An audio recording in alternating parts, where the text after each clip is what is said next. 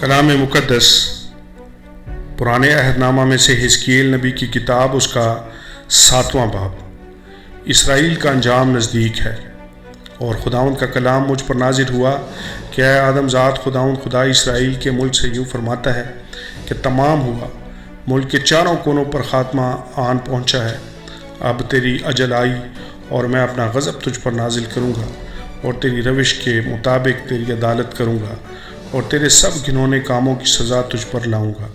میری آنکھ تیری رعایت نہ کرے گی، اور میں تجھ پر رحم نہ کروں گا، بلکہ میں تیری روش کے مطابق تجھے سزا دوں گا، اور تیرے گھنونے کاموں کے انجام تیرے درمیان ہوں گے، تاکہ تم جانو کہ میں خداوند ہوں۔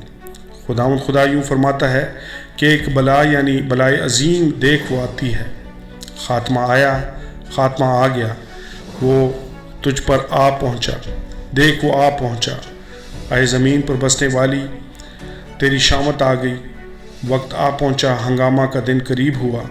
یہ پہاڑوں پر خوشی کی للکار کا دن نہیں۔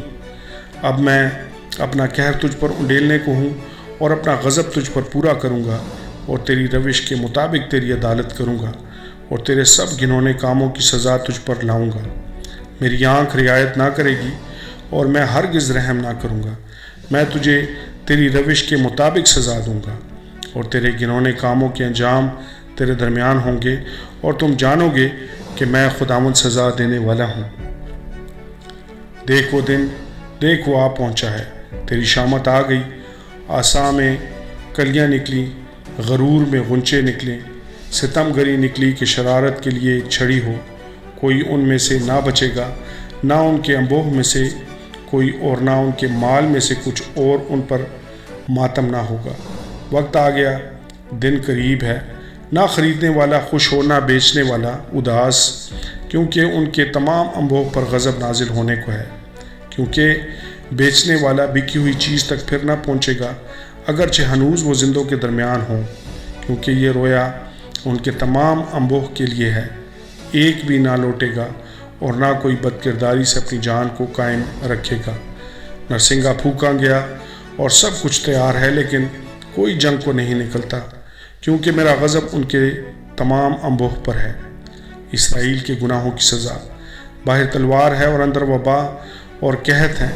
جو کھیت میں ہے تلوار سے قتل ہوگا، اور جو شہر میں ہے قحط اور وبا اسے نگل جائیں گے، لیکن جو ان میں سے بھاگ جائیں گے وہ بچ نکلیں گے، اور وادیوں کے کبوتروں کی مانند پہاڑوں پر رہیں گے، اور سب کے سب نالاں کریں گے۔ ہر ایک اپنی بدکرداری کے سبب سے سب ہاتھ ڈھیلے ہوں گے، اور سب گھٹنے پانی کی مانند کمزور ہو جائیں گے۔ وہ ٹاٹ سے کمر کسیں گے، اور ہول ان پر چھا جائے گا، اور سب کے منہ پر شرم ہوگی، اور ان سب کے سروں پر چندلاپن ہوگا۔ وہ اپنی چاندی سڑک پر پھینک دیں گے، اور ان کا سونا ناپاک چیز کی مانند ہوگا۔ خداوند کے غضب کے دن میں ان کا سونا چاندی ان کو نہ بچا سکے گا۔ ان کی جانیں آسودہ نہ ہوں گی، اور نہ ان کے پیٹ بھریں گے، کیونکہ انہوں نے اسی سے ٹھوکر کھا کر بد کرداری کی تھی، اور ان کے خوبصورت زیور شوکت کے لیے تھے، پر انہوں نے ان سے اپنی نفرتی مورتیں اور مکروہ چیزیں بنائیں، اس لیے کہ میں نے ان کے لیے ان کو ناپاک چیز کی مانند کر دیا۔ اور میں ان کو غنیمت کے لیے پردیسیوں کے ہاتھ میں، اور لوٹ کے لیے زمین کے شریروں کے ہاتھ میں سونپ دوں گا، اور وہ ان کو ناپاک کریں گے۔ اور میں ان سے منہ پھیر لوں گا، اور وہ میری خلوت خانہ کو ناپاک کریں گے۔ ان میں غارت گر آئیں گے، اور اسے ناپاک کریں گے۔ زنجیر بنا، کیونکہ ملک خون ریزی کے گناہوں سے پر ہے، اور شہر ظلم سے بھرا ہے۔ پس میں غیر قوموں میں سے بدترین کو لاؤں گا، اور وہ ان کے گھروں کے مالک ہوں گے، اور میں زبردستوں کا گھمنڈ مٹاؤں گا، اور ان کے مقدس مقام ناپاک کیے جائیں گے۔ ہلاکت آتی ہے، اور وہ سلامتی کو ڈھونڈیں گے پر نہ پائیں گے۔ بلا پر بلا آئے گی، اور افواہ پر افواہ ہوگی۔ تب وہ نبی سے رویا کی تلاش کریں گے، لیکن شریعت کاہن سے اور مصلحت بزرگوں سے جاتی رہے گی۔ بادشاہ ماتم کرے گا، اور حاکم پر حیرت چھا جائے گی، اور رعیت کے ہاتھ کانپیں گے۔